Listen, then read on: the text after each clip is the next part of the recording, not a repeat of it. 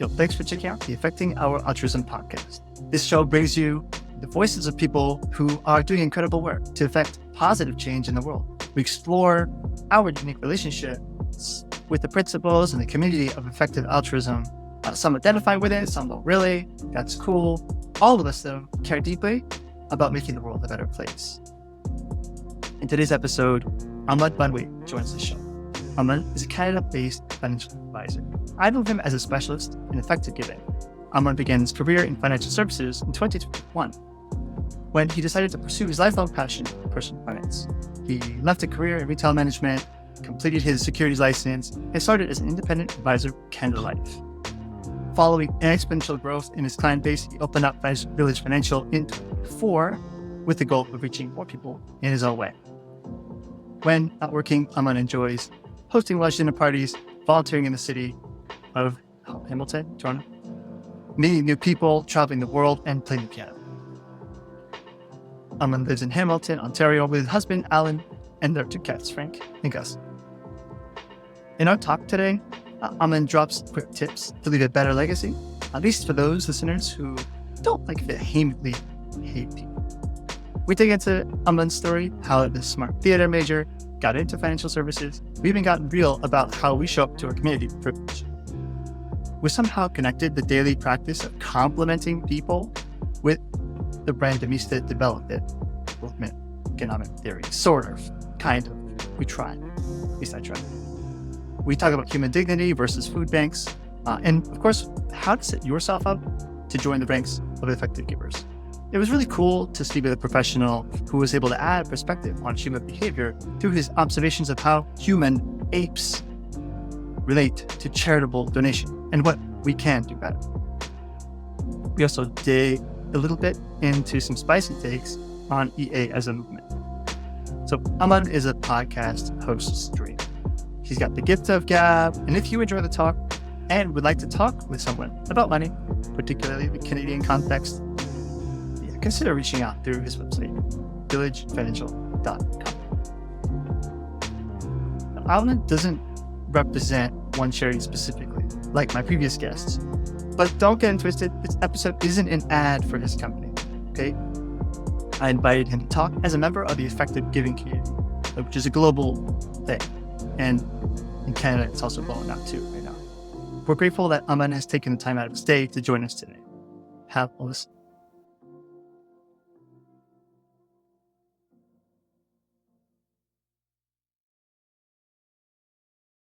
Hi, Aman. Welcome to the Affecting Our Altruism podcast. How are you doing today? I'm doing great. How's it going? Yeah, we're just living another day above ground, doing great. Really appreciate you coming on today, Aman. It's been a while since we've chatted, and it's an exciting summer. There's a lot going on, sounds like, for you, and a lot of things I want to hear about, which you're doing with your work, and also living the good life as an altruist. Yeah, can you tell us a little bit about yourself? Yeah, absolutely. Well, my name is Aman. I'm a new addition to Hamilton, Ontario, transplanted from Toronto. I own Village Financial, which is a financial services firm in Ontario, and we do investments, insurance, tax planning, budget planning, consultations, financial therapy, anything that you have feelings about your finances, that's what we take care of. So that keeps me busy, and it's the joy of my life. And then on the side of that, community and charitable giving are a big part of who I am as well. So that's kind of what's up lately. Cool. The second thing is how I first got to meet you, and this first thing you said was how I got to know you a little bit better. You hosted a online event. I think it was in person and online hybrid a couple of years ago about charitable giving, Yes. and I learned a lot. And then I got in touch with you later, and you helped me and my family figure out how to live in Canada. We moved to Canada, so we had a lot of questions. So appreciate you helping us with that. Oh, it's my joy. And I think I operate under this guise of we are in the financial services, we are professionals first, we're still second. So we should be giving people help because they deserve help and they deserve the time of our profession. And I guess that's where the altruist level falls into my work is that I Yeah. find myself doing things like that, like just, newcomers to Canada. And I was really excited and wanted to offer some tidbits if I could. Mhm. So there's my small way of being altruistic in my profession as well. Yeah, let's keep paying it forward. I hope that people listening to this can learn a little bit about you and about your experience, and maybe even something about finances, maybe from a Canadian perspective. Our audience is not just Canadian, so maybe something also more general too. To start off, you started your own company. You started Village Financial. That's a change. You were somewhere else before. Yeah, so I was an independent agent with Canada Life, which is one of the major insurance companies in Canada. But being an independent agent, I was able to do both wealth and insurance. So I was able to do the full side of financial planning. Long story short, my business grew a lot really quickly, and it grew to the point that it made sense to start a financial services firm. So that's where I'm at right now. Village Financial is pretty fresh. The website is still under development at this moment. It's still a little bit lorem ipsum and trying to get rid of all that stuff. But um, we're kind of at this moment where we have such a huge community of people that we serve on all economic levels. I have multimillionaires. I have people who are negative $100,000. It's been the joy of my life to serve these people. And I think from that joy is where the growth has happened because my clients can really see Mm. how much I care about them. And what ends up happening is we go through the process and then they'll say, oh my gosh, my mom is retiring soon. She really needs some advice. Or my friends just bought a house. They're kind of feeling really nervous about it. And then from there, it grew and grew. So that's kind of how Village Financial came to be. And I'm hoping in the next couple of years, it's going to get larger because the larger it is, it just means the more people we help, right? It's not about me taking home a fat paycheck at the end of the day. I do this work for free regularly. So I definitely need to get paid. I need to, buy vegetables and pay my bills. But I love my job so much that I gladly do it for free a lot. Wow. Not everyone can say that. It's a privilege. Most people, they hate their jobs, right? Or they're indifferent to them. Mhm. So I feel it's a great privilege to say that I'm like Monday morning, 7 a.m. I'm ready to like get on the computer and chat with people. TGIM, some say, but not a lot. How did you come up with the name Village? Yeah. So a lot of people in financial services, when they decide to incorporate a firm or they get a little bit larger and they want to brand under a name, they Mhm. almost always use their own name. Hmm. So it'll be like, Smith and Associates Financial Services, blah, blah, blah, right? So there's a lot of that. And there's nothing wrong with that. And you can totally name your company after your own name or Mhm. yourself and your associate's name like put together. But the struggle that I was experiencing is that nobody knows who I am. The only way you're going to find me is if you already know my name and you go Google my name. Hmm. So that doesn't help me with people who have never met me before. Um, Specifically, I was kind of brainstorming, doing the whole scribbling down word clouds and all that good stuff. And then I'm an LGBT person. And for anybody who is LGBTQ, when you hear the word village, you know what that means. Mhm. If you go to a new city and you ask, where's the village? We know what that means, right? It's the place in the city where all the queer and trans folks tend to hang out. Whether it's a bar, whether you're looking for a date, whether you're looking for community services, that's what that word means pretty globally as well. Like even in other countries, people say the village. So I wanted to adopt something like that into the work that we do in financial services, specifically that I do work with a lot of LGBT folks. And then it was kind of born from that Village Financial. And even outside of the LGBT community, when you hear the word village, it has kind of a community connotation to it. It's Mhm. not so much about, I didn't want this organization to feel elitist. I didn't want it to feel that only a certain type of person could contact us. I wanted it to be for everybody. And even you'll see on our website when eventually it goes live, in our services menu, we have a specific thing that says low income. So I still want to work with people who the regular financial services folks totally throw them aside Mhm. because we get paid based on how much money we manage. So if you have $1,000 to your name, nobody of my level is going to talk to you, right? So that's where there's a gap. But those folks really, really deserve advice. And sometimes it means that I can't necessarily open an account with them, but I can give them my time. So I can chat with them, I can give them instructions, and we can follow up over time. And that's my gift. But those folks still deserve to speak to us. Well, like if I think of a village, I think of a wide range of people and the different economic tiers and situations. So it sounds like there's more than just a cool word to it. And yeah, it shows your culture and what you're trying to create with your company. I like it. Yeah. Thank you. Well, good luck with the website. Whenever it's up, we'll put it in the show notes and people can navigate to it and find out more. And we'd love to keep posted on how it grows and hope that it grows a lot.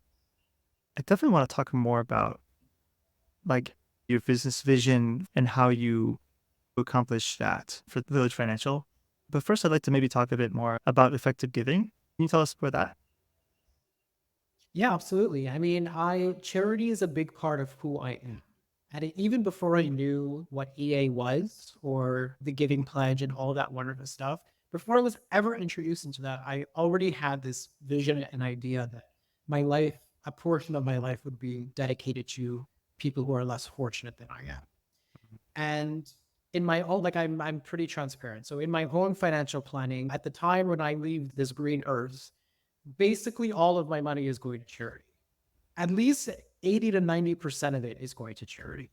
So that's kind of been my personal vision, is that wealth for me is something that's going to be used in my lifetime. And in my lifetime, I will give portions of it away. The reason of my existence is to affect as many people as possible while I'm here. So that's kind of already in my DNA. Nice. And how it kind of comes into my work, it's delicate because it's not my position professionally to ever tell a client what to do with their money. So I can't just say to somebody, hey, you have X amount. Have you considered giving portions of it away to charity, right? Like that would be very, very inappropriate, right? But I do find ways to slip it in gently. Yeah. And it's like, these are some things you could do with your money, because a lot of times when I build financial plans for people, they, in 20, 30 years from now, when I show them their projections, just based on average market returns, they're going to be deca millionaires, right? So then I'm like, well, and then they say, well, I don't need all this money, right? I'm pretty simple. I drive a Honda Civic, I travel once per year. Like, I'm just not going to start going to Louis Vuitton every day. So then the thing is, well, what do you want to do with it? And then most people say, give it to their kids. That's the first thing they say. Pass it down to their kids. I'm like, totally fair. But I'll kind of say, hey, there's other things you can do as well. If you have a charity or an organization that you really care about, or maybe you don't even have an organization, but you have a specific world issue that you are quite concerned about, if you would like to give a portion of your estate to that charity, it's actually beneficial for your estate in total. Because when you die, there's 3 people who can get paid: the government, a charity, or your kids. You can pick 2. So most people are going to say kids and a charity. They'd rather give the money to a charity than the government, especially the very, very wealthy, right? So based on how we do estate planning and where your money is going to end up after you're gone, a lot of the tax bill can be wiped or reduced by pushing those funds towards a charitable organization instead of the federal government. So at the end of the day, it's like, anyways, the money is gone. The money is going, it's gone.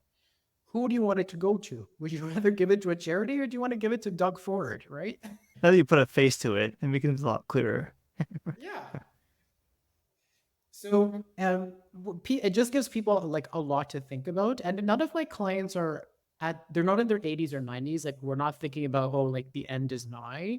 But people who are in their 60s and 70s who are retired and like they're thinking about the 30-year plan, I've been able to have those conversations. And most people have been very receptive to it. Like, why not? Right? Unless you vehemently hate society, like, you're not going to be opposed to giving to charity. I don't know how many people you found to want to work with who vehemently hate humans or people or sentient beings. Have there been any? Yeah. I don't assume. No, because I can smell it from a mile away. And that's the beauty of my business, is that I am not a bank where a customer walks in the door and I have to serve you. And I only work with the people who I want to work with. So everybody that works with me, I have a great relationship with them. I care for them deeply. You know, we have similar values. And again, going back to village, community, all of that good stuff. No, I haven't experienced that. And even if I did experience that, that would be a quick bye-bye. Well, I hope you don't have to shut the door in too many mean people's faces. It hasn't happened yet. No worries. Wondering if we can go a little bit way back, go into the Wayback Machine for you. I'm interested in how you found yourself in this position where you have this knowledge, you have this training, and now you have all this experience and capacity to help others and guide others to their financial goals. Is this something you've known about a long time? Like when you were a kid, were you giving people advice or mathing really well? You good at math? Like, how did you get here? Oh, opened a can of worms. Tell me all the grisly details. I've had I've had a very long 30 years on this career. When I was a kid, I was actually studying to become a concert pianist. Huh. So when I was going to university, I was basically at the time where I was going to audition to become a symphony playing pianist in the symphony. And at the time, I kind of was traumatized because if you know anybody who was a serious musician in childhood, it's very stressful. And I was a little bit traumatized by studying music. So I let that go in grade 12. And then I ended up going to school for theater. So I actually have a theater degree, which people laugh at because like you work in finance and you started school in theater. But I always say like everything that you've done in your life, it's all like adding to the soup. Like I am a certain kind of soup and there's all these little ingredients that went in. So my education was like the potato in the soup, you know, it's just part of it. I also worked in retail for a very long time. I was in retail management for about 10 years, several different companies, store sizes up to $10 million revenue. And then COVID happened, as it happens to everybody. During that time, I was one of those few people. I think like most people had a very rough time in COVID, and rightly so. It was an atrocious thing that happened. But when the world closed, within a week, I basically sat on my couch, had a meditation moment, and I said, this is the greatest gift I'm ever being given, because now I can work on what I really have always wanted to do, which is to work in finance. And the reason I say that is because all through my life, from age 14 years old, I've been reading personal finance books. I've listened to every personal finance book you can imagine. 70% of it is trash, right? But then you kind of get into that, when you know enough, you can filter the trash from the good stuff. And I just like collecting, absorbing information. 18, 19 years old, I was aggressively saving my money. Didn't know anything about investing, but I was aggressively saving. I managed to pay off all my student debt while I was still in school. Wow. So by the time I graduated on graduation day, I was clean of student debt. I worked my butt off to do that, but I had, I guess I would say in Italian, la voglia to get that done. So, and then I was also, when I would connect with my friends and talk about their money, you know, when you're 20 years old, like money is not something that's top of mind. You're just trying to get through school and do what you got to do. But I was talking to my friends about getting out of debt, helping them create their budget sheets. And I just always loved doing that. I got so many of my friends out of debt. It was amazing when I was like 22 years old. And I've always wanted to work in finance. And then I kept saying, there's just no way I can do it because I didn't go to school for business. So while COVID happened, I forced myself to sit down and say, well, what does it actually take to, like, what licenses are required by the government to do this work? Did the research, figured out, okay, at the baseline you have to have is the Canadian Securities course. So I just did it during COVID. And I passed both exams on the first attempt. Wonderful. Self-studied. It wasn't too difficult.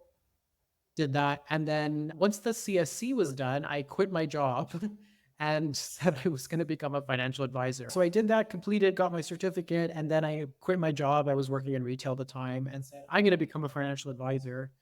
And I had nowhere to go. So I quit my job. We moved house. Me and my now husband moved to Toronto downtown. And then I found my way to Canada Life. And from there, that's how it grew. Wow, there you go. So it's a little bit of that. It's a little bit of you had this predilection to saving, to just having like good sense with money at a younger age, and being able to communicate that to your friends. Sometimes that's a hard topic to broach. Yeah, I'm very convincing though. You got the woo factor. Yes. Yeah, that's also like maybe you could know everything, but you're like you can't convince everybody you're right. Well, actually, here's a little anecdote. I believe that most CEOs in the world, like 70 to 80% of them, are trash.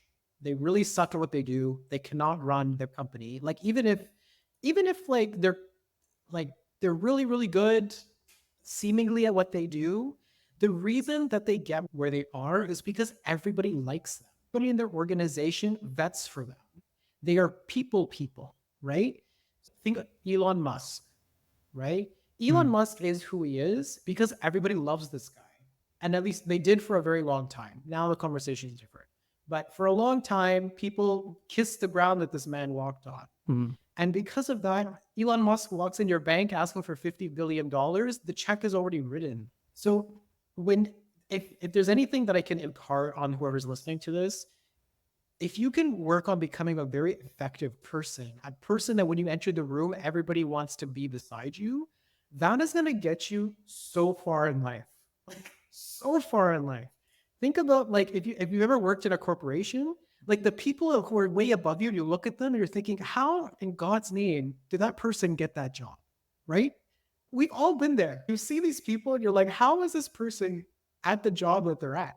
It's because somebody or a group of people really, really like them. So if there's anything you can do in your life that's going to help you get far, it's to get people to like you, like get everybody to like you. And perception is everything. People are going to judge you the way they judge a cover of a book within 10 seconds. So just accept it to be true and manage your emotions and manage the way you present yourself. Because if you can present yourself really well, even if you have a different opinion, no problem. But you have to get people to open the door to you and trust you a little bit, and then you can push them. Especially when you're talking about hot topics, political things, or even within EA, there's so many opinions within EA, right? And it can get really frustrating sometimes if you're struggling to get people to understand your side. Yeah. It's in and it sounds like it makes sense that your first sort of quote unquote clients may have been your friends because like you people are willing to make changes that may be against their rational interest or rational knowledge as long as they have somebody to go in with on it. Having the peripheral vision of the humans around you and how they perceive you. That's something I've always paid attention to. I don't know if I am good at paying attention to it at this moment either. Hopefully I'm doing all right. It's a work in progress, right? It's not like you wake up one day and you're like, I'm really good at perceiving others or how I want myself to be perceived. Look, we all have weird, awkward moments, and we wanted something to go a certain way, and you learn and you go easy on yourself and forgive Yeah. yourself. I love the comfortable part of this conversation, and I'm also interested in like the uncomfortable part where, okay, now we're enjoying privilege, we're enjoying comfort, and this is not something that a lot of people get in the world. Let's talk about that. And let's talk about like I'm happy with being myself and rewarding myself and I think I need that to fuel me to move forward. And yet not everyone gets that and not everyone can experience that. Yeah, absolutely. And I think we, as the privileged people, have a duty to uplift others who cannot have a voice, right? So those people who are struggling to fill the space, fill the room, in whatever way you Mm. want to take that analogy, Mm-hmm. I believe that we have the duty to help. And it could be financial help. It could be donating to an effective charity. It could be taking somebody out for a coffee, right? We're in this together. We're a global community. We are a city community. We're a country community. Like, however you want to identify what community means for you, community means that we have to be there for our neighbors, especially the ones who need a little help standing up. Mm-hmm. It's not always a resource to be confident and also to have that 360 degrees awareness of what people think about you.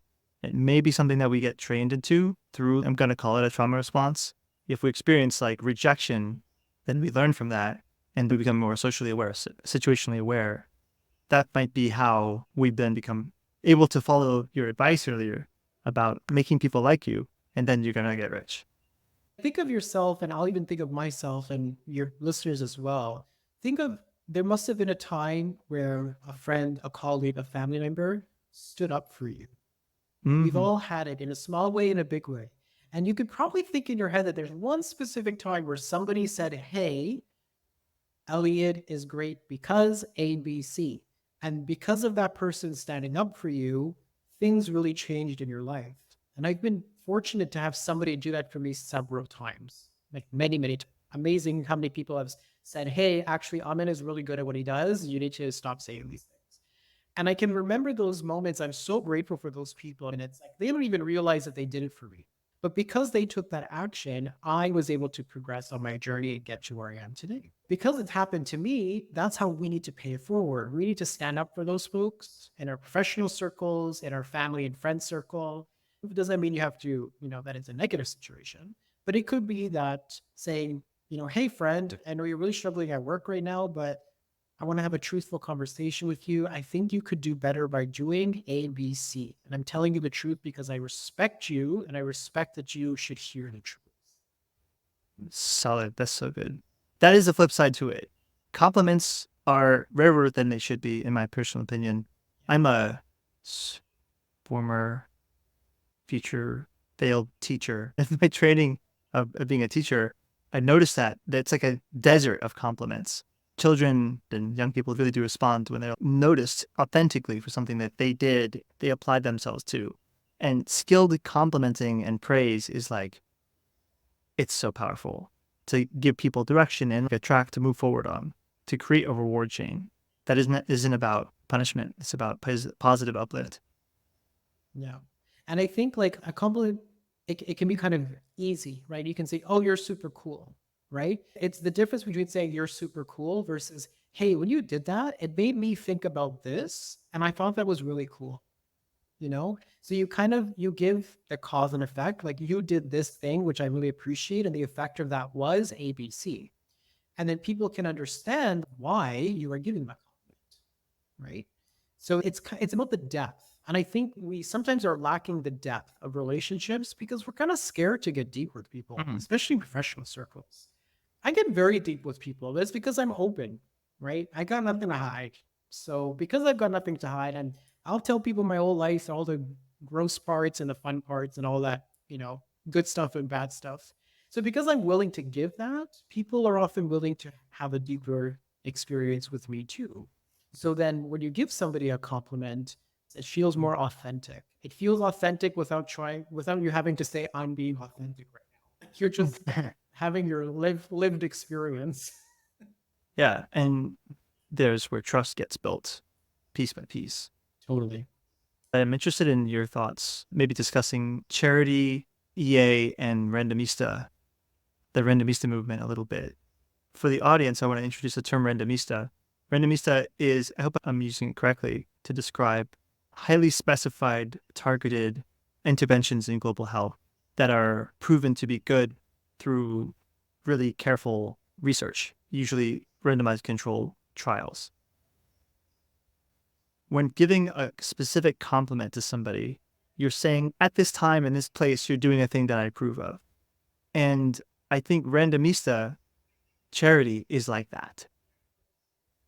When we have really solid research showing that such a thing works, bed nets, for example, work in southern Kenya at a certain time of day for a certain population, and we have pictures of those working, that's effective charity. And that's a good charity according to, does that make sense? Does this connection seem logical to you? Yes. Right? Yes. We're all talking about the same thing now. What would the opposite of that be? What would the sort of flip side of that be? That makes me think of people who, the average person who donates to charity and whatever that Mhm. means, right? How society uses that term, donates to charity. And for some people, it's I took a soup can, dusty old soup can from my cupboard and took it to the food drive.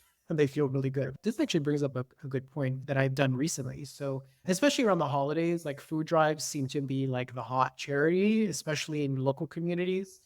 Mhm. And I'll go to people and I'll say, hey, so-and-so is running a food drive. Were you thinking about donating to that? They're like, oh yeah, I'm going to go buy a bunch of groceries and bring it to them. I'm like, actually, the best thing you can ever give to a food organization is money. Give them money. They don't need your old kidney beans from your pantry. They got enough of those. And they'll say, well, what do you mean? I'm like, well, because they've got way better buying power than you're ever going to have. Mm-hmm. They've got people they can call there and they know what they need. You don't know what they need, right? A lot, like I've actually was pretty effective because sure, like food banks, not necessarily the most effective charity in the world, right? There's a lot of arguments that there's other cause areas that are more important, all that conversation, we'll leave it to the side. But if you're going to do it anyways, at least do it better. Stop giving them bags of beans. Yeah. Yes. Wow, it's so frustrating. Because I get it. I get wanting to physically give somebody something. Or you also clean out your home in the meantime. That sounds like a selfish need. That's a fuzzy, you might call. I think people, they give to, a lot of times, unfortunately, a lot of times they give to charity because it makes them feel good about themselves. Yeah. I gave a $50 check to ABC organization, and then they go announce it to all their friends. Oh, I donated, woe is me. I cannot buy my purse this month. I've seen the like martyrdom of people when they give to charity, and I really, really appreciate when people give and they don't say anything. They just give because it's the right thing to do. And we can pick apart, so kingdom come, which charity you want to give to. But at first, let's just start giving something, and then we can pick that apart at a later date. Yeah, everyone's coming from a different place. And I think that's something that I think is kind of exciting about effective altruism in my point of view, because you could go all the way down the rabbit hole of expected value theory and be like, okay, shrimps, or sorry, that might be really inside joke, but shrimps. And, the potential value of protecting invertebrates from lots of torture in the future is very possible, but also kind of outside the scope of most people's thinking. However, doing a little bit better than you had been doing is like not far from common sense. It is common sense. It's just common sense isn't that common. Yes. And I think if again, we're talking about charitable giving, right? Most people haven't been challenged on this. Mm-hmm. And most people haven't, nobody's come up and said, oh, you're giving to the United Way? Why? So there's nobody there just giving a little bit of pushback gently. And I've had a couple of conversations in my life where I said, oh, you're donating to ABC? Well, why? And then they'll say, oh, they do blah, blah, blah. I'm like, well, how much of every dollar goes to their initiative? I don't know. Like, let's pull up the website. They're always publishing this data because they legally have to. And then when we look it up on the website, it's these atrocious figures. So then I say, well, are you at least going to consider maybe doing something different? And then most people say, yeah, they had no idea that this is how they manage their finance. There's a gentleman who is expected to also speak at EAGxToronto in August. His name is Michael Lenczner, and I hope I'm pronouncing his name correctly.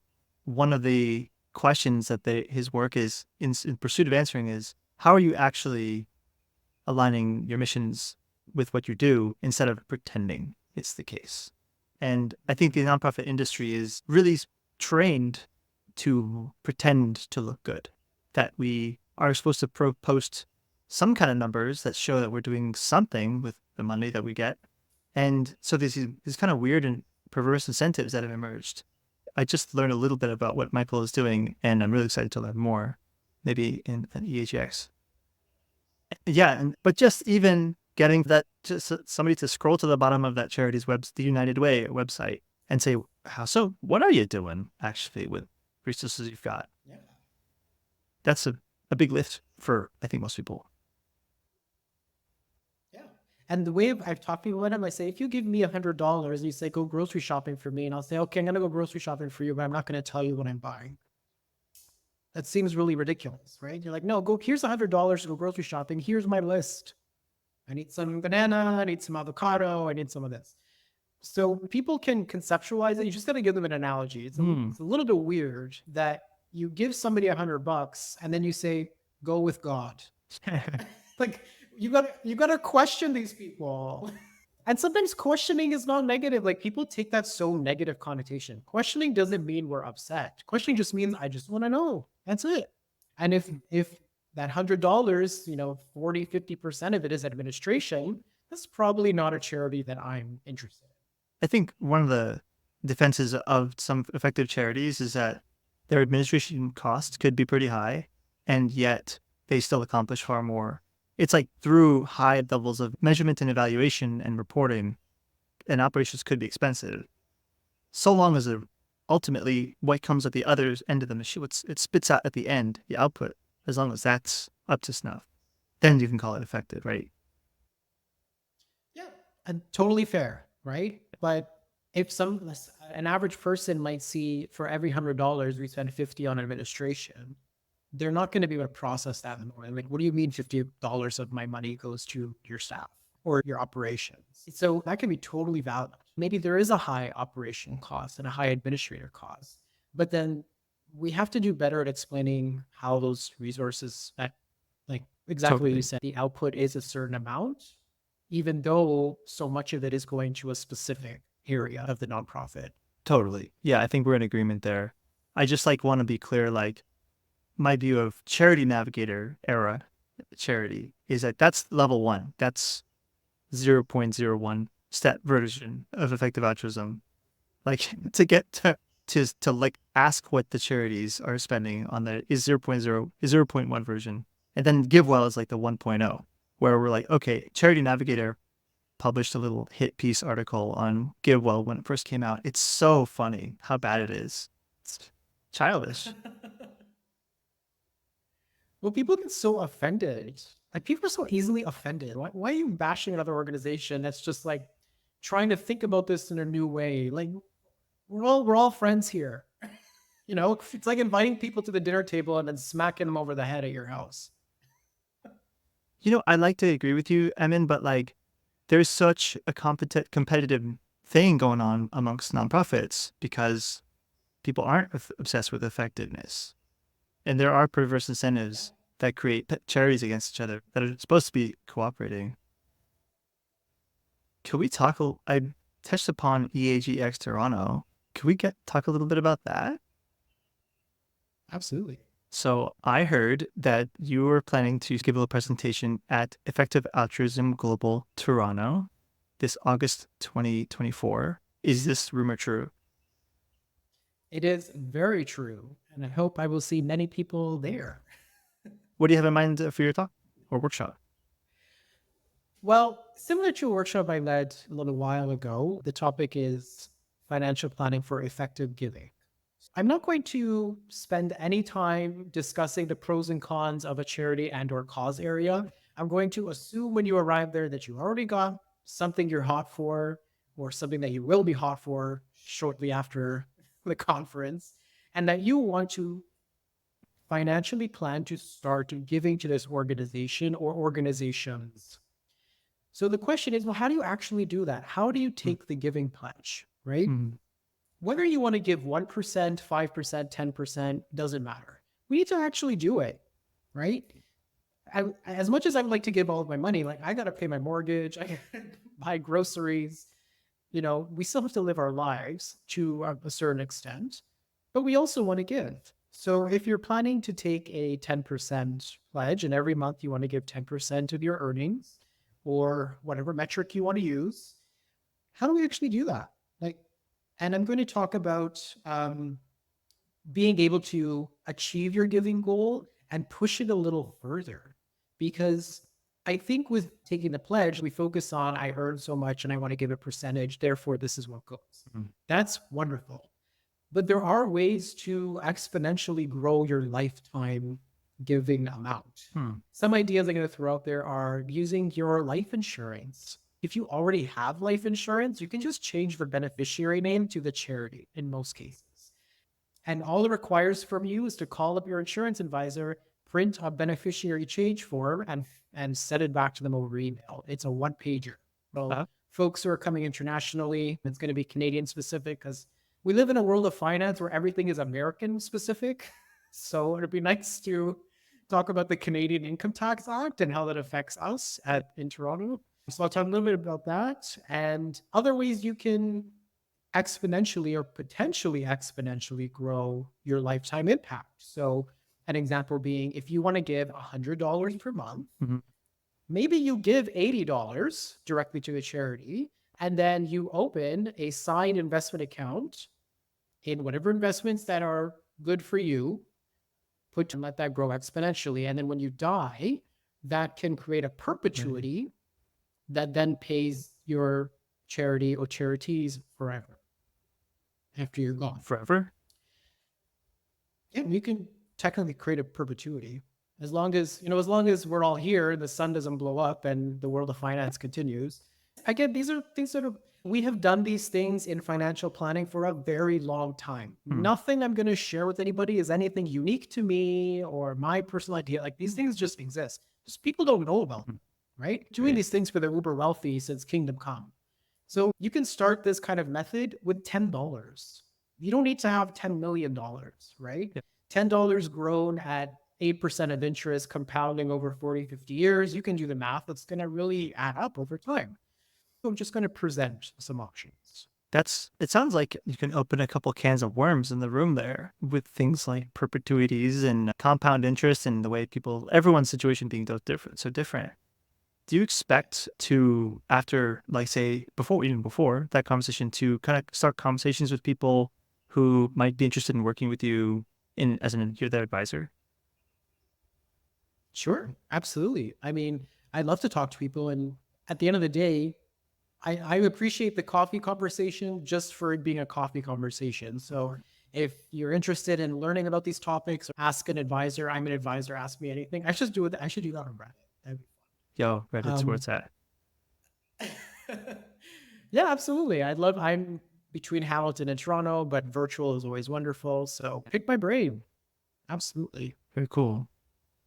That's exciting. I'm excited for you, Emin. That sounds like I can hear you talk about this and just like the energy and the excitement flow through because you just have this knowledge that can, if you shared it to the right person at the right time, could like really turn some frowns upside down. And again, like I was saying earlier, we've all had those times where one person has really made an impact on our life. Like maybe this will be it for somebody, right? Maybe my 1 hour spiel is going to really, really encourage somebody to make a decision that then results in thousands of people being helped through an effective charity, right? Choice. Just for me standing in a room and chit-chatting, because I just love to talk. So I'm just going to go there and talk. And then next thing you know, domino effect, many people are helped. Right. So, part of what I want to accomplish in this podcast is getting a variety of perspectives in how effective altruism may represent a limited worldview or a certain set of worldviews.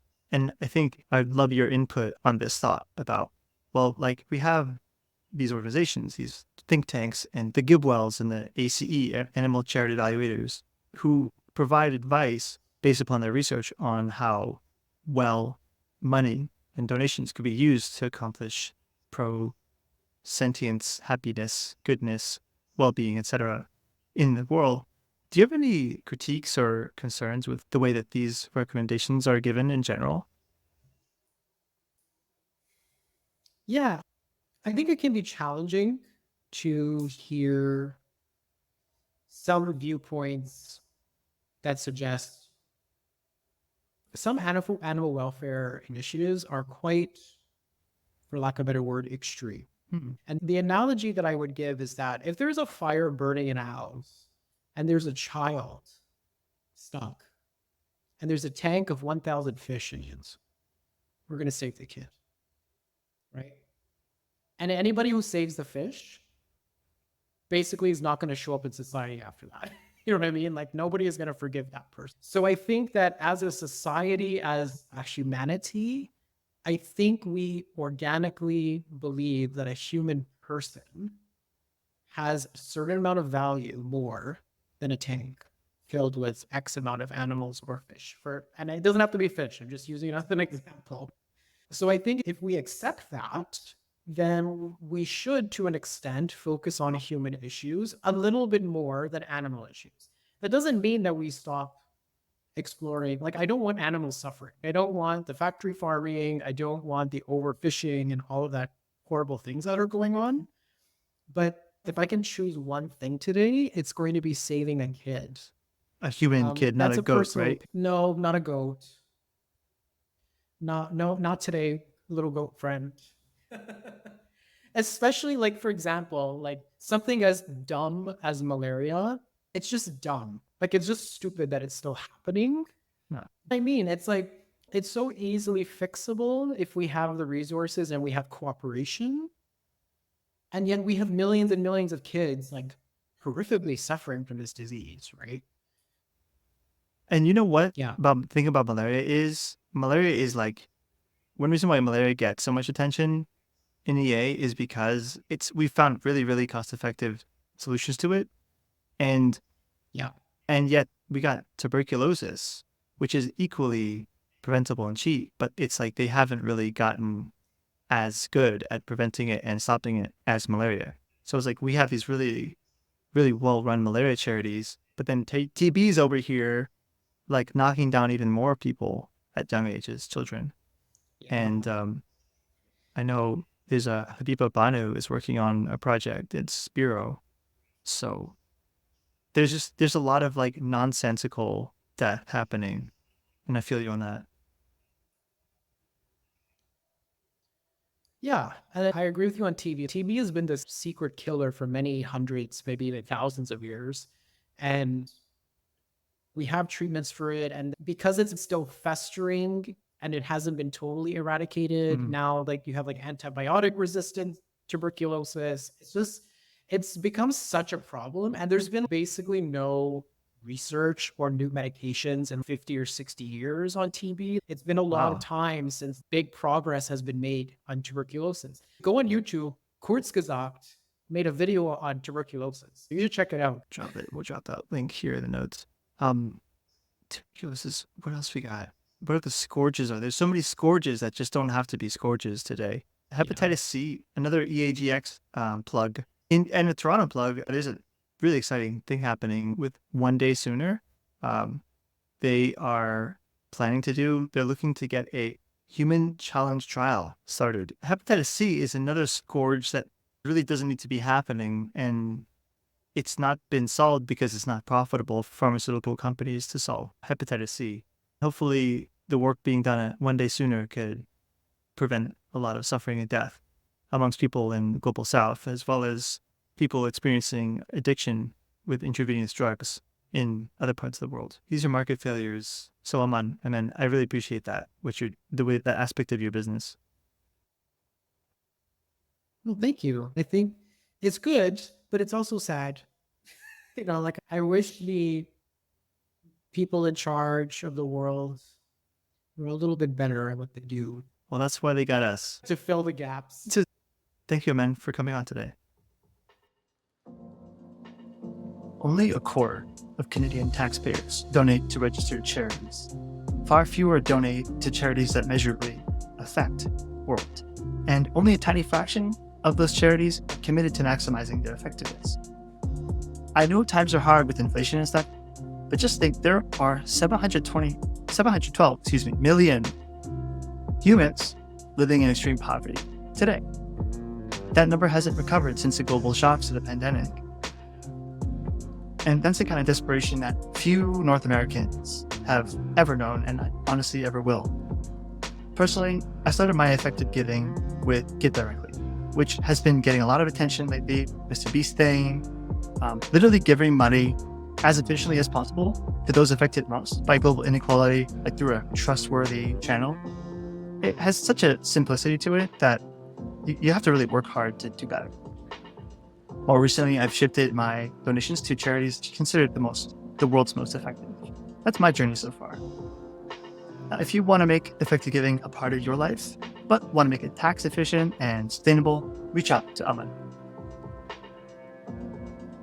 Yeah, so what do you think? As I say, This podcast is a truth-seeking one. So if you're listening to this and you disagree with something you heard here, there's an issue or I have a factual error, yeah, please hit me up, correct me. I'd love to hear you out, keep the conversation going.